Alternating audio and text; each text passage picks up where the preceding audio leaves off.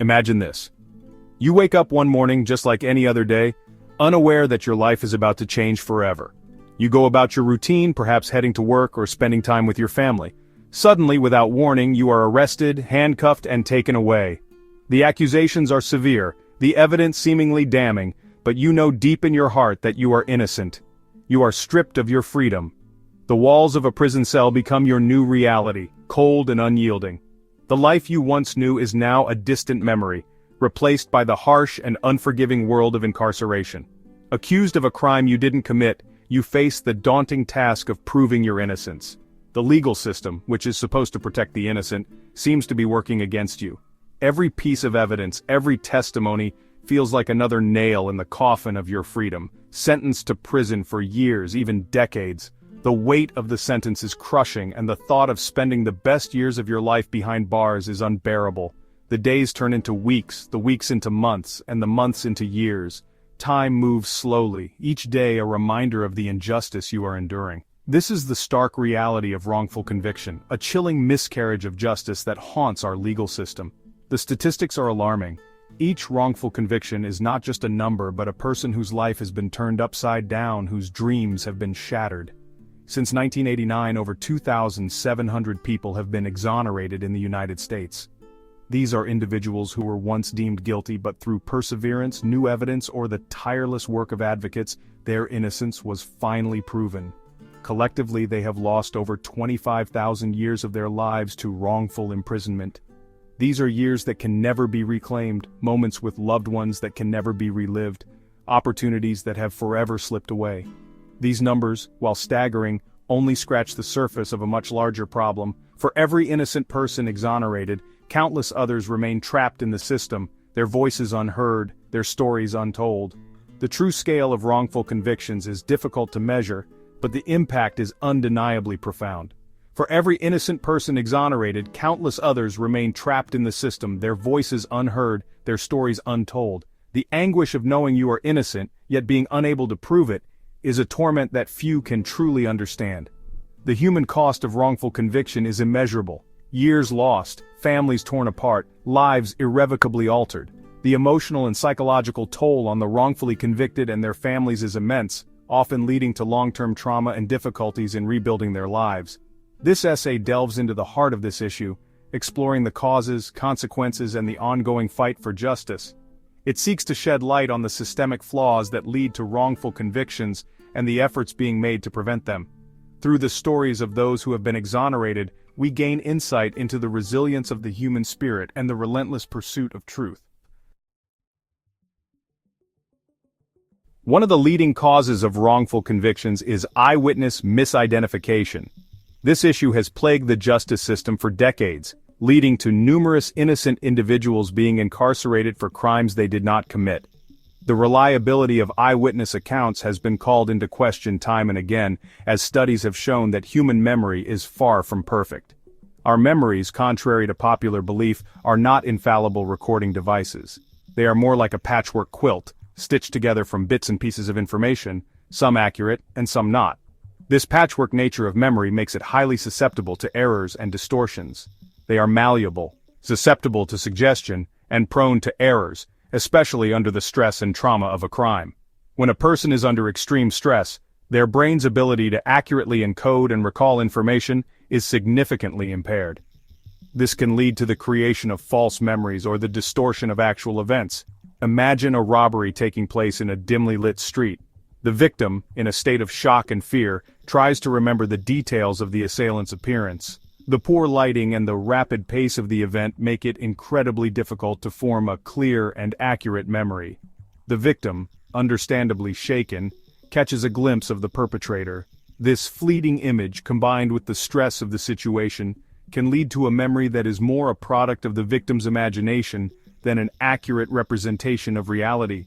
Later, during a lineup, they identify someone who resembles the image etched in their mind, influenced by unconscious biases and the pressure to identify a suspect. The process of identifying a suspect can be highly suggestive, with subtle cues from law enforcement officers potentially leading the witness to choose a particular individual. This reliance on often flawed eyewitness testimony has led to countless wrongful convictions, highlighting the urgent need for improved identification procedures and a greater understanding of memory's limitations. By implementing better training for law enforcement, utilizing more reliable methods of suspect identification, and educating the public about the fallibility of memory, we can work towards a more just and accurate legal system. The image of a suspect confessing to a crime seems like irrefutable evidence of guilt. Yet, the reality is far more complex. Interrogation techniques, while designed to elicit the truth, can sometimes lead to false confessions, particularly from vulnerable individuals. Hours of intense questioning, sleep deprivation, and psychological manipulation can create a pressure cooker environment where innocent people, desperate to escape the situation, confess to crimes they didn't commit. The case of the Central Park Five, where 5 teenagers confessed to a brutal assault they didn't commit, serves as a stark reminder of the dangers of coercive interrogation tactics and the need for safeguards to protect the innocent. Section 4. The mirage of junk science, when evidence deceives. Forensic science, with its aura of objectivity, has long been considered the gold standard in criminal investigations. However, not all forensic disciplines are created equal. Junk science, lacking rigorous scientific validation, has played a role in numerous wrongful convictions. Bite mark analysis, hair microscopy, and even fingerprint analysis, when not applied correctly, can lead to misleading conclusions. The reliance on such flawed forensic techniques, often presented with an air of certainty in courtrooms, has had devastating consequences for countless innocent individuals. The growing awareness of junk science's limitations is prompting a much-needed re-evaluation of forensic evidence in criminal justice. Section 5. Lives Shattered, Years Stolen, the cases of Ronald Kitchen and Jerry Miller. The devastating impact of wrongful conviction is best understood through the stories of those who have lived through this nightmare. These are not just statistics or abstract concepts, they are real human lives, forever altered by the failings of the justice system. Ronald Kitchen, a Chicago man, endured 21 years in prison, 13 of them on death row, for a crime he didn't commit. His journey through the criminal justice system was a harrowing ordeal, marked by severe injustice and unimaginable suffering. He was tortured for 39 hours by police who coerced a confession. The physical and psychological torment he endured during those hours left scars that would last a lifetime. Jerry Miller, another innocent man, spent over 2 decades behind bars for rape and kidnapping.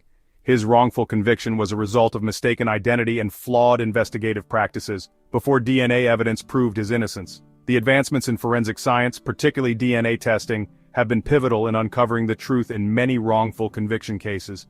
Both men, upon release, received multi-million-dollar settlements, a paltry attempt to compensate for the stolen years and the profound trauma they endured.